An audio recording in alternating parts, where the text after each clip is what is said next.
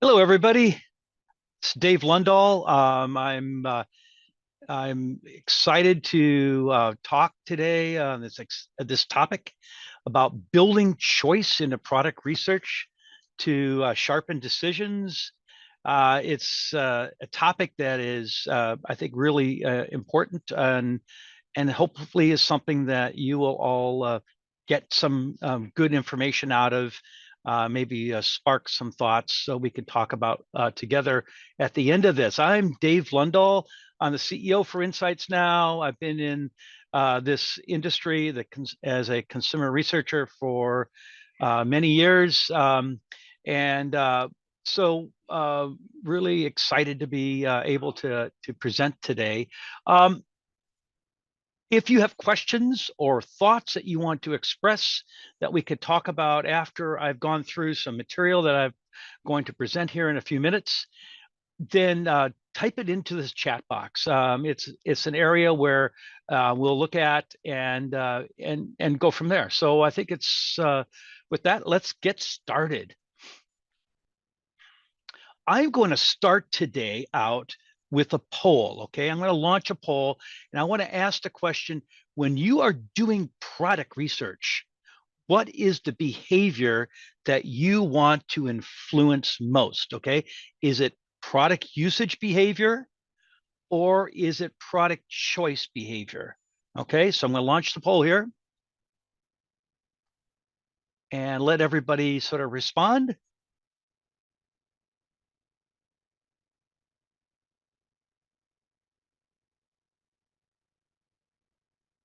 Looks like we're split pretty much 50-50 here in terms of what people are thinking.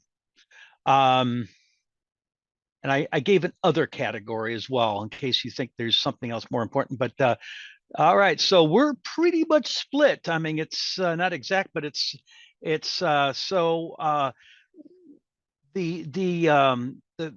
reason I ask this question is because you think about it when you're utilizing you're having people assess different products in the context of a CLT or a home use, or there's some other sort of product focus sort of evaluation or assessment. Product usage behaviors is the context typically that is normal, where you want to be able to either prime or bring that context into that experience. However, choice is really important from a business perspective. Ultimately, when you design and develop a product, you want to create a product that will really drive people's sort of will drive the market, will result in choice in the product. So for this reason, the philosophy that we have taken at Insights Now is that we believe that to create product experiences you love, that you have to understand the key influences of behaviors and in specific moments of people's experience. So it's a very holistic approach. But one of the, if you ever, many of you, I'm sure, have heard of the first, second, third, and fourth moment in truth.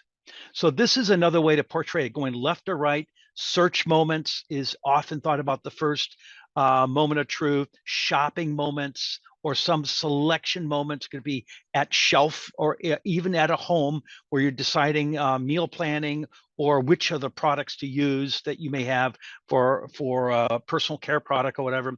Usage moments tends to be the third moment. Does the experience really meet with what you expect?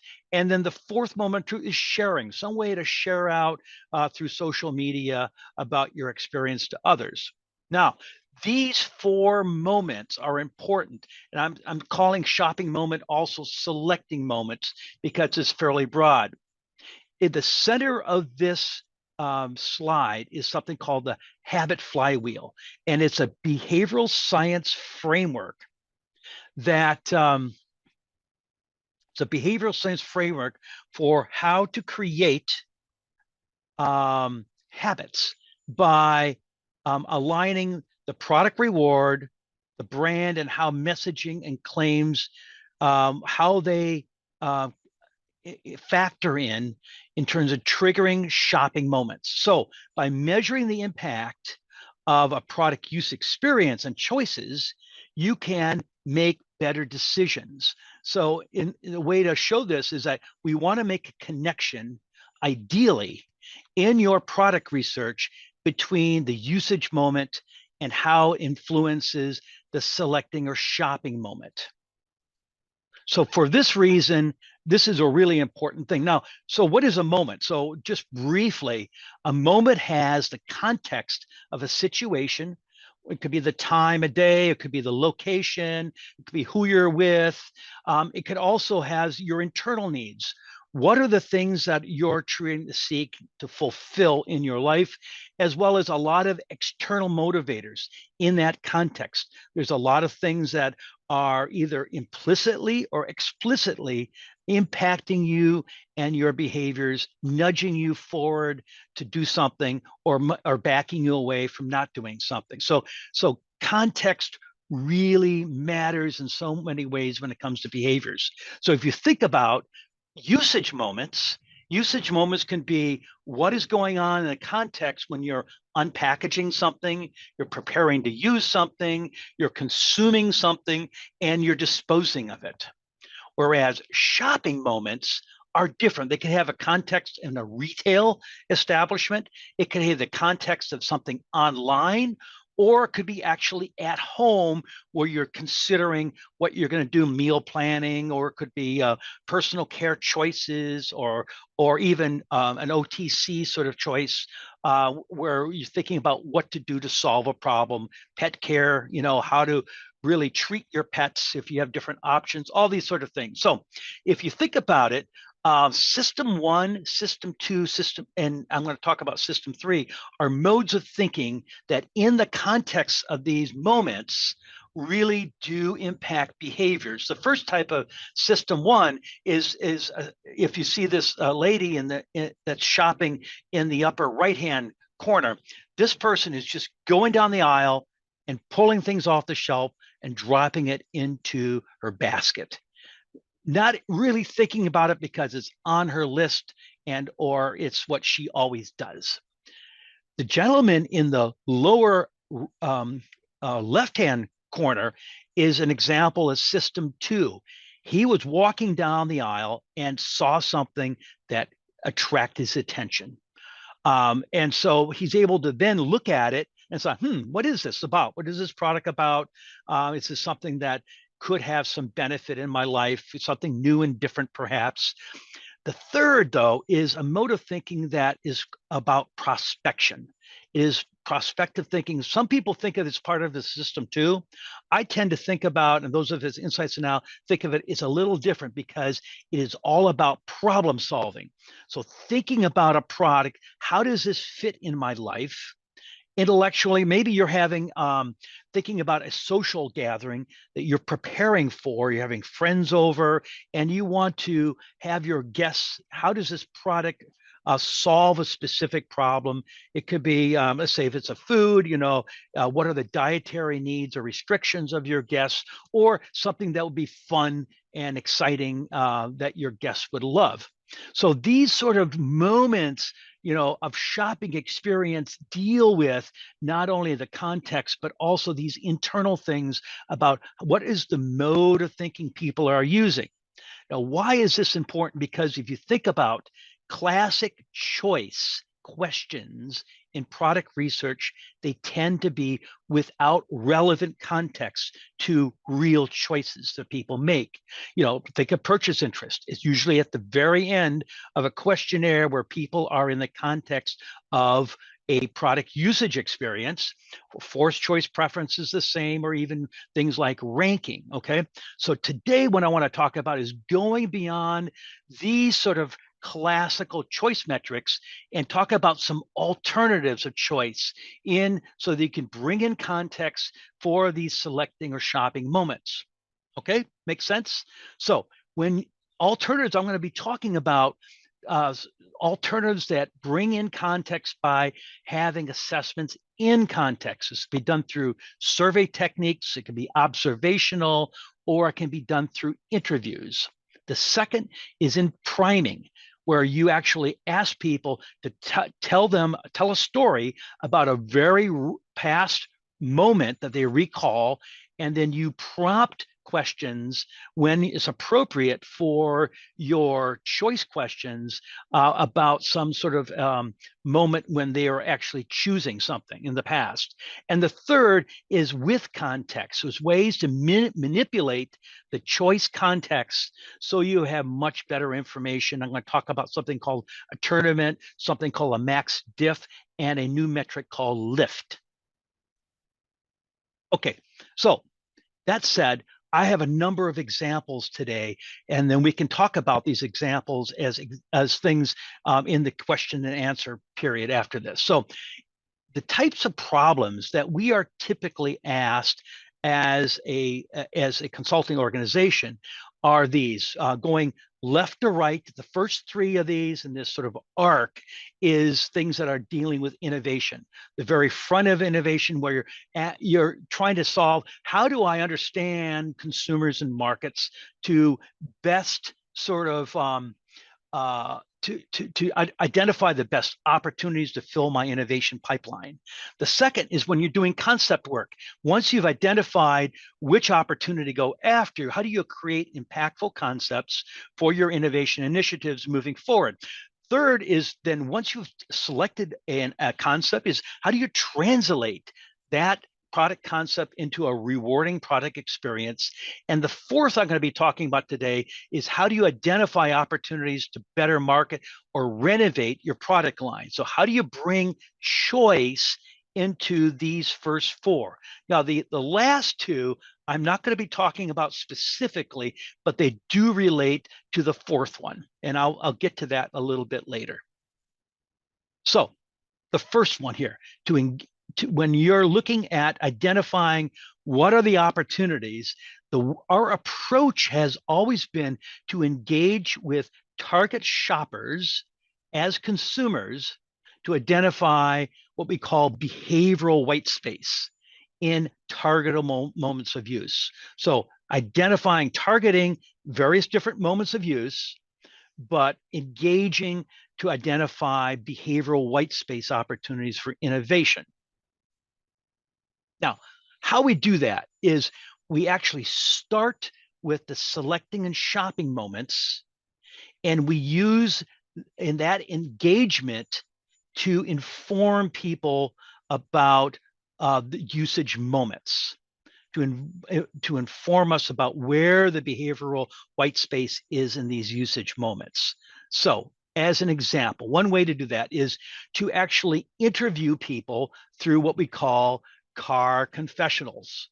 So we actually engage people in context right after they've left a retail establishment, and to ask them to talk about the trade-offs they have to make to try to identify tensions that they felt while they were shopping in terms of making their product choices.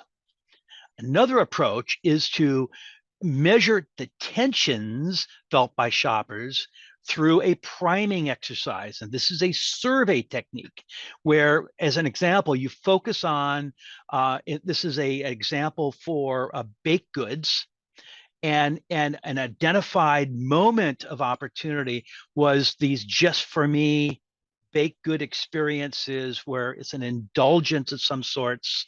And so you can actually go through and ask people about the products they currently use and what are the values that they get from that, what are the benefits they receive from those, and then ask them about their aspirations and look for gaps. These are gaps in percentage of people that actually identified a gap, aspiration, where they wanted something and they're not being fully fulfilled with the product choices they currently have available to them. And here you can see in this type of moment, high quality ingredients, healthiness, fresh, nutritious, natural. These are the things that had the highest gaps.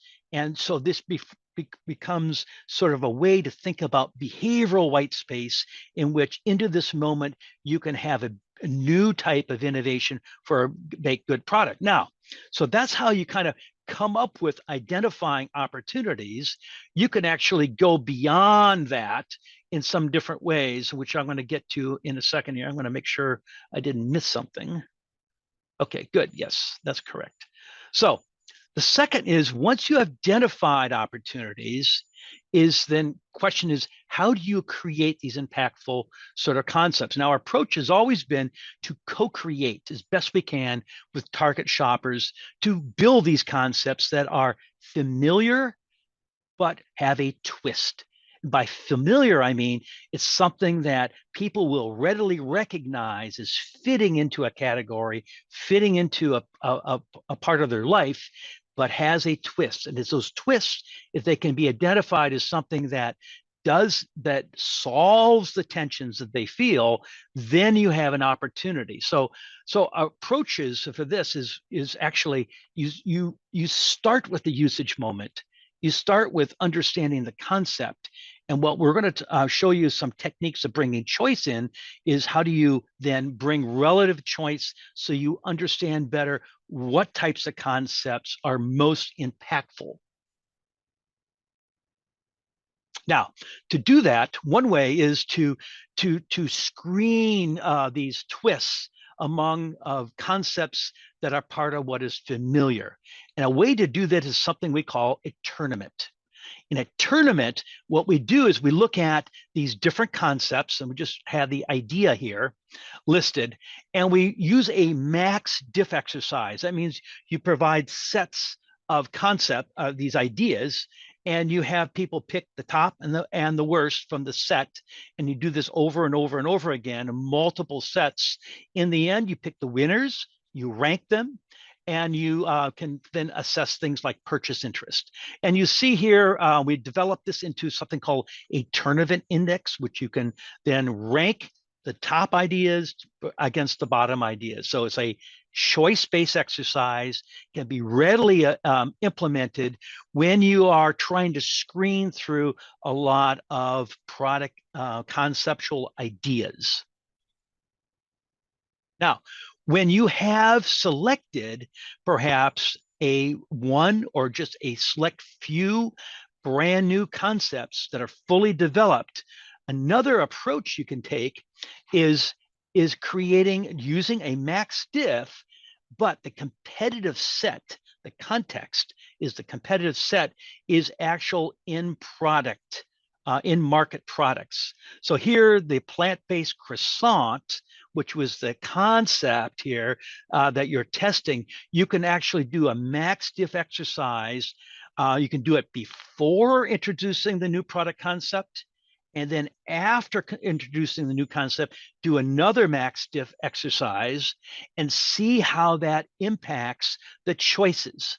To determine, and you can determine by looking at this comparison of before versus after where you are taking share away in terms of choice share away. So in this example, the plant-based croissant concept, fully developed concept, with pictures and graphics and you know what the ingredients would be and what the positioning would be against this cheese croissant and this meat took the most market share against those two product SKUs.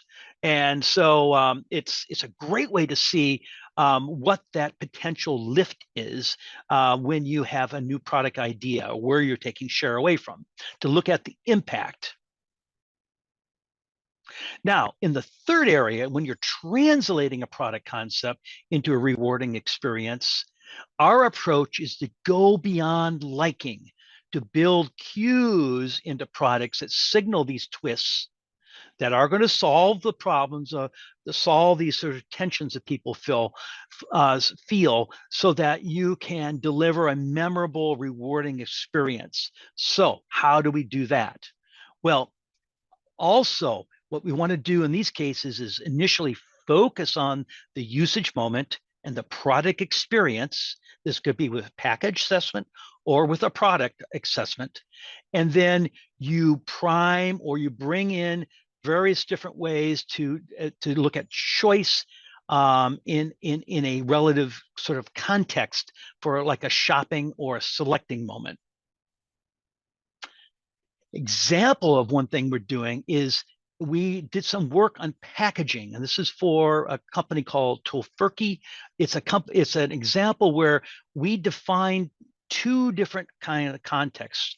One context was looking at two different sections in a retail store, and which had completely different contexts in terms of the competitive set. So in one, it's in the plant-based food section of the grocery store, where you see on the left side, these 7 brands are competing against the 6 brands competing against the current Tofurky plant-based slices. It has this package on the far left with a little window here. Now, the other one had not only some of those, but also on the right side, it was in the deli section, which was right next to a lot of actual meat products and their respective packaging. And so, in these two different contexts, what we're able to do is look at how how this sort of priming into these different experiences, okay, in terms of manipulating the competitive set here. And this is a survey technique. You prime people into a shopping moment, and then you give them these choice exercises to look at. And so you see there was 3 different packaging alternatives: the vertical bag, the soft tray, and the plastic tub. In this case, when we did max diff before, and then we compared max diff after, looking at one of these 3 new concepts versus the existing product, what we found is that the soft tray did very well, lifted, had increased choice in both the plant-based area and the deli area, whereas in the deli area, it did the most lift, but only in the deli area for the plastic tub.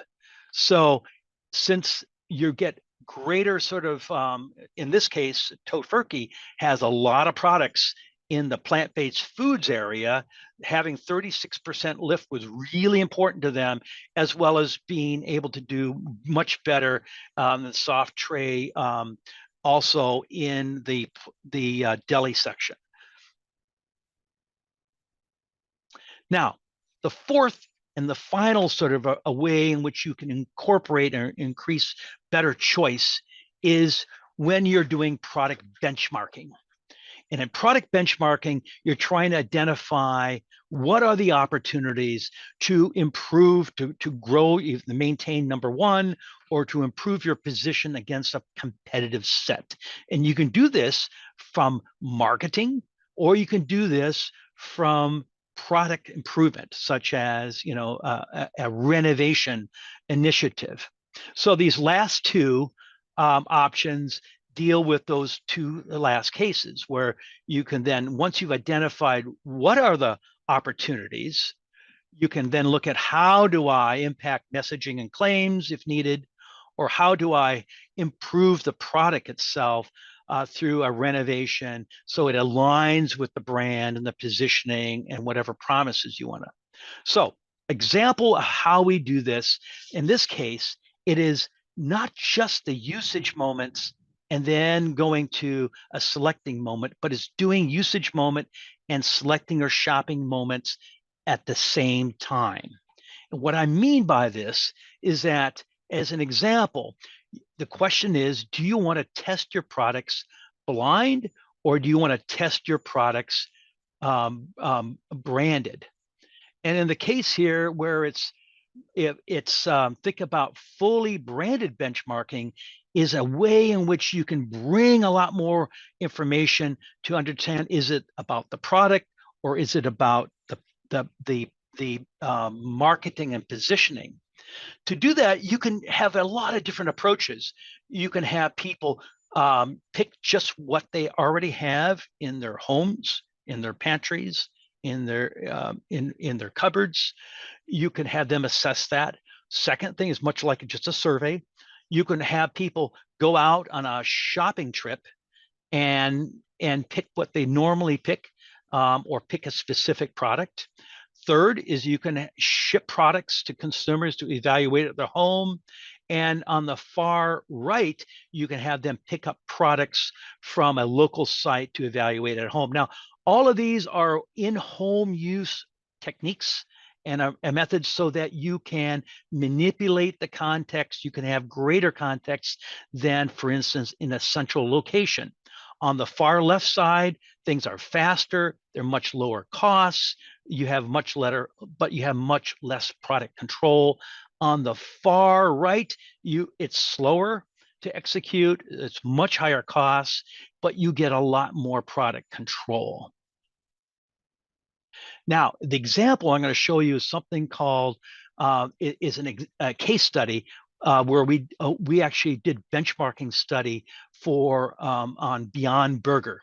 And when we did this project on Beyond Burger, we did a combination. We had shoppers select what was they had to be plant-based burger shoppers. We had them evaluate what was already in their home, what was their normal product. And then we actually shipped this product to each household and had them evaluate that product that was shipped to them. So there was 2 product assessments. And what we did is we had people look at, liking and purchase interest, compare. We use a technique called a paired attribute technique, where the consumers were able to look at product characteristics. We actually had people look at the consumer perceptions, in this case, taste and appearance and so on. And trendy, unique were, versus the category average were much higher. We also identified a few ways to improve the product, but in large, this product was really good. Had had the look and the flavor of real meat. It really impressed people. So what we're also able to do is to address this question: is it in product, or is it about the marketing approach? Is to look at the whole competitive set through this benchmarking exercise. And we did choice exercise before product assessments. We had them do a max diff of all 13 products that we identified in the marketplace. And then after each product assessment, we had them do the same max diff exercise. So they did it 3 times: before, after the normal product, and after the Beyond Burger product assessment. And with this, we're able to identify what are the key choice drivers, such as we found that awareness, brand trust, whether the product had a clean label, and whether people had past trial, were the largest drivers of actual choice. And what this allowed us to do further is to identify the lift that Beyond Burger would achieve by just getting people to trial. And since we saw that the product itself was performing really well when people tried it, it's the opportunity for Beyond Burger was to take share of choice from marketing actions to drive awareness and get people to trial. And we predicted that would be a 46% lift when you're able to do that. And this product actually did very well after it was introduced into the marketplace. So with that, in summary, okay, so when you are identifying white space, start with the shopping moment, engaging with people that are shoppers as consumers, and have them sort of imagine what are the opportunities for behavioral white space, to identify those tensions as a great way to bring choice into your identifying the front end of innovation for identifying white space. When you're doing concept work, start with the usage moment, and then identify ways then on the back end to bring context into it, such as through the tournament or the testing of a concept through a max diff exercise to determine where this new concept is going to take a share away from. And when you're doing product or packaging work, also start with the usage moment, get information about the product experience, and then bring in various different choice, go with choice, and and and and look at different ways to test through like a max diff exercise I showed you today, where you can test before and after to determine the lift that you get from that in terms of changing choice to help you drive your decisions for how to improve the product.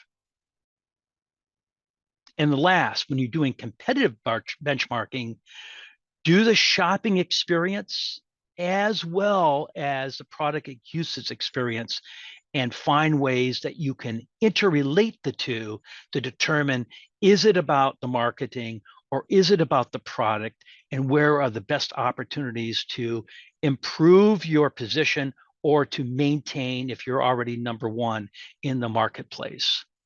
So with that, I like to bring in any questions that any you may have about how do you bring choice into your product research to improve the decision making. Any questions or any thoughts? So I have one question for you all, and that is, so let me just kind of see if you think about choice as an exercise, either before or after, product testing. Lift is something that a lot of marketers that are working in advertisement know and do a lot of. But when you're thinking about product testing, is this sort of concept of lift clear as a way to understand how you're impacting true choice behavior through your product development decisions? Does that make sense? Any other thoughts? So one question is, does mental availability play a role in the begging of when a customer considers a brand?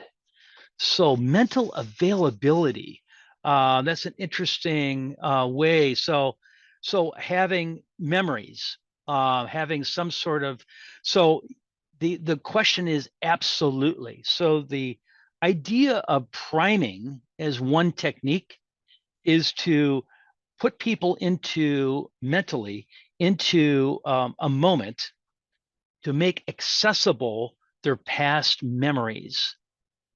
Okay, so when you consider a brand or you consider a product experience, those past experience help form the basis for very fast implicit sort of reactions to your product. So it makes you, and it's actually a much more normal way so that people operate in making decisions. So like the lady that was I showed you that are using system one thinking in shopping, just going down that aisle and picking products off the shelf. In these types of situations, you know, it that sort of prime of being in that moment, all those past memories make you mentally available those past experiences as cues. So if you see a brand or you see a packaging color or you see something on shelf, it may not look right and you may avoid it, or it may look something that you would definitely gravitate to. I think it's a really excellent question. So priming this, so your past experiences, these memories that are specifically come out in your implicit reactions, that mode of thinking, extremely important.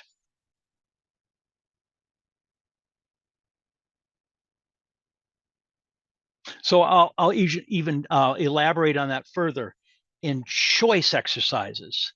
When you're having your participants make a lot of choice exercises one after another, those same implicit reactions are really important in driving those behaviors. So it's a great research technique to be able to mimic in some way what happens in real life. So you can have better understanding of those how your product development decisions or marketing decisions for that matter will impact those sort of choice behaviors.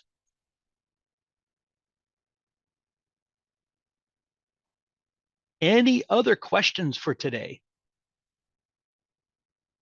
I like that last question.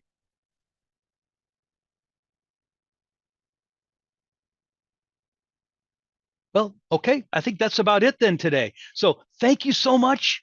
I appreciate your attention. I hope you all had some really good insights and hope it sparked some ideas. If anybody wants to talk further or have any questions, please call or send an email to myself or anyone on this team. So thank you very much. Have a good, and we'll look forward to the next month. The next month will be the third Thursday. Our next webinar will be the third Thursday in April, and we're going to. Greg Stuckey will be doing a really exciting sort of presentation about how you connect the brand and the product together to make sure that they're aligned, and some techniques that we call sensory. Um, what's the word I want to use? Fingerprinting. So, with that, everybody have a great rest of your March, and look forward to talking to you again in the next webinar in April.